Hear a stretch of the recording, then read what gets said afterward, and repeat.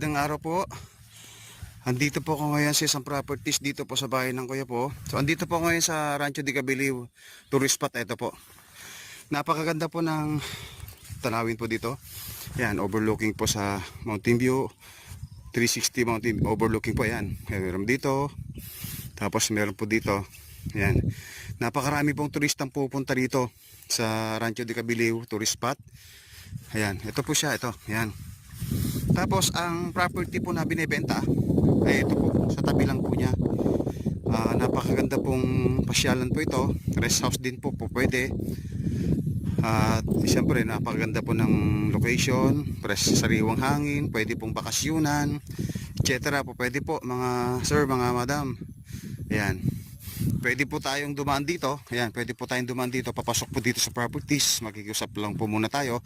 Pero ang right of way po niya doon po sa likod. Ayan. Mayroon po siyang daan sa likod. Ayan, na pwede pong tricycle or four wheel. Pwede rin po, kasya rin po. Ayan. Ang area po nitong property po na to na binebenta po nila ay 1.5 hectares. Ayan. 1.5 hectares. Clean title po ito. Clean title, e-title po siya. Boy po yung nakapangalan sa titulo at anytime po, pwede po siyang pumirma sa deed of sale po. Ayan. Ito po, makikita po. Ayan, makikita nyo po. Mapakita po sa inyo. Lalagat po pupunta rito. 1.5 hectares.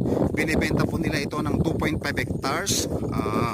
CGT seller, 5% sa mga agent at lahat po ng expenses ay sa seller po. Ayan. At sa buyer naman po yung transfer. Ito po yan. Ito po yung daan po niya. Ayan na po yung property po natin. So makikita nyo po. Yan, makikita nyo po dito po. Sa kinatatayuan ko. Ayan. Napakaganda po.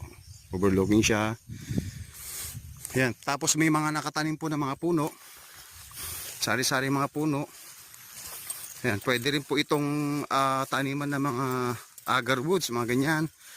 Mga native trees, mga mahoganies, po pwede rin po. Depende po sa makakabili. So, yun po. Ay papakita ko po dito sa mamaya sa loob yung property po. Pagpapatuloy po na aking video. So, yun lamang po. Maraming salamat po.